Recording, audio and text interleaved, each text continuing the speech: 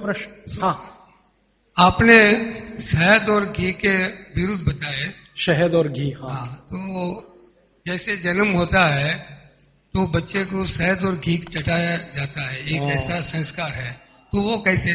जी, ये जो संस्कार है ना, बच्चे को जन्म लेते ही शहद घी चटाने का, इस संस्कार को करते समय जो लोग हैं ना, कुछ चीजों का ध्यान नहीं रखें तो तकलीफ है।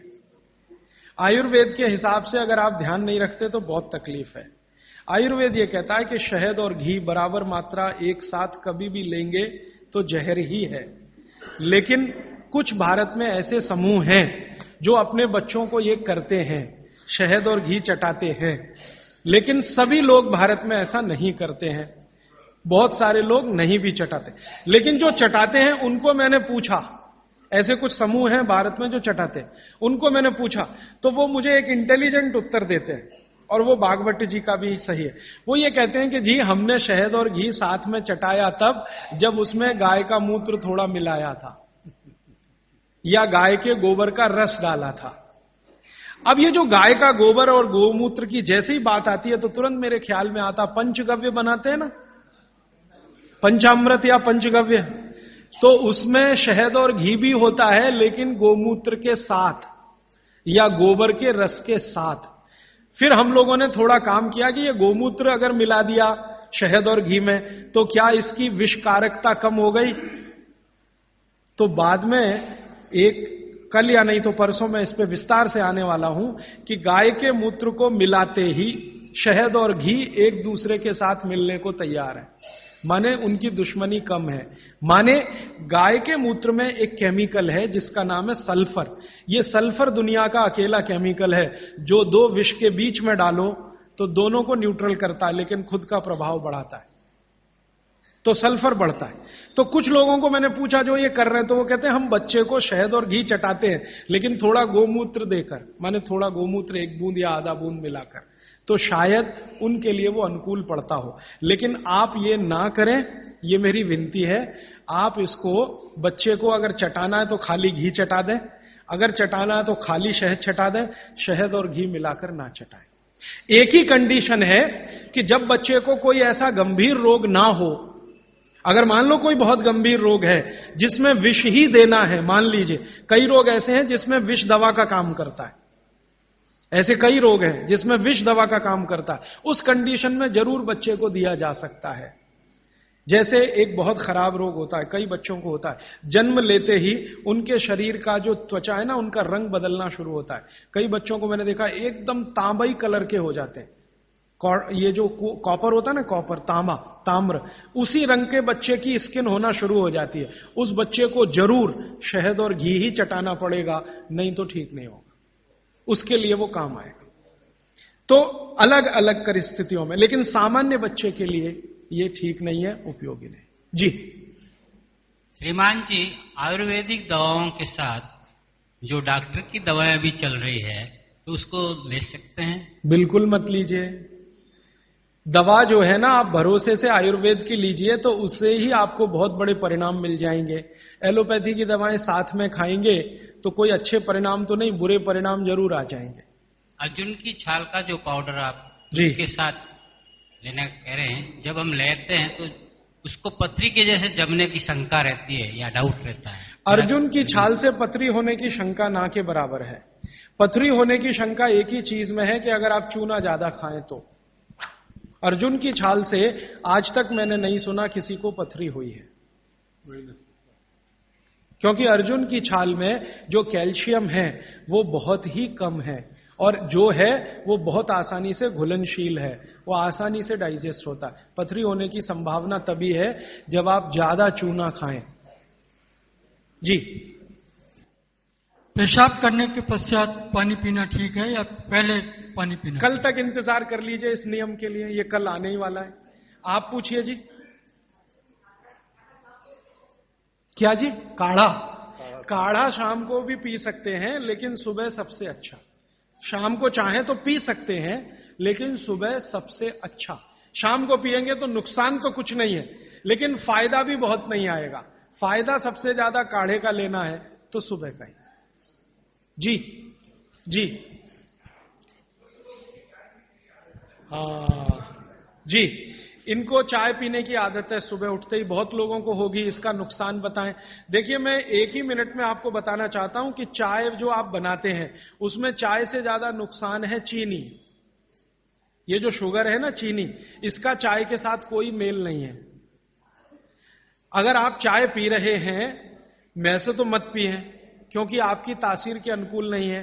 चाय के जो केमिकल है ना, भारत के लिए उपयोगी नहीं है, भारत में रहने वाले लोगों के लिए। यूरोप और अमेरिका के लिए बहुत अच्छी है यही चाय, हमारे लिए वो जहर है। कॉफी तो और भी ज्यादा, गर्म देशों में चाय कॉफी अच्छी नहीं है। फिर भी अगर आप पी रहे हैं, आप मानते हैं कि खराब है, लेकिन क्या करें, आदत से मजबूर है, तो मैं एक तरीका बता देता हूं। वो तरीका यह है कि चीनी की जगह गुड़ की चाय पी लीजिए। क्यों पी लीजिए वो समझिए। गुड़ जो है ना क्षारीय है और चीनी है ना अम्लीय है। चीनी जब डिसइंटीग्रेट होती है तो उसके जो अंतिम परिणाम है वो एक एसिड के रूप में ही है, और गुड़ जब डिसइंटीग्रेट होता है तो उसका अंतिम परिणाम है वो क्षार के रूप में है। आपके पेट में अम्ल वैसे ही बहुत है और सुबह सुबह तो ज्यादा ही होता है, और उस समय अम्ल वाली चाय और पिएं जो चीनी मिलाई हुई है, तो ये एसिडिटी ही बढ़ाएगी आपकी। तो बेहतर है कि आप चाय पिएं तो गुड़ वाली पिएं। अब गुड़ वाली चाय जब पिएंगे तो दूध नहीं डाल सकते उसमें, क्योंकि दूध फट जाएगा गुड़ से, क्योंकि दूध और गुड़ की दोस्ती नहीं है। तो फिर बिना दूध की चाय पिएं। तो आप काली चाय पिएं, गुड़ डाल के पिएं।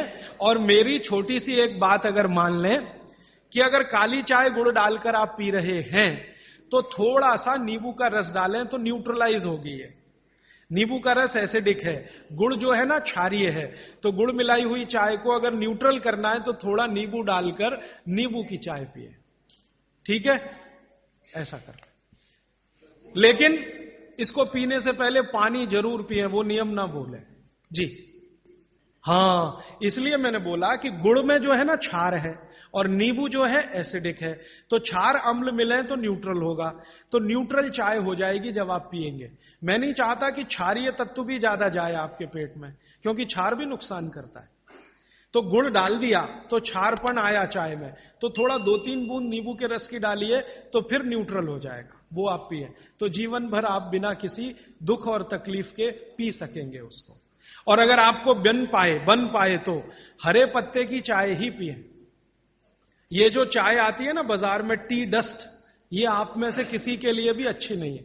आपको अगर पत्ते वाली, हरे पत्ते वाली चाय मिल रही है तो वो कम से कम इतना जरूर फायदा है कि वो एंटीऑक्सीडेंटल प्रॉपर्टी वाली है, क्योंकि हरे पत्ते को सीधे निकालकर सुखाकर आप बना रहे हैं। तो वो इससे बेहतर है जो चूरे वाली चाय आप पी रहे हैं, थोड़ी बेहतर है जी।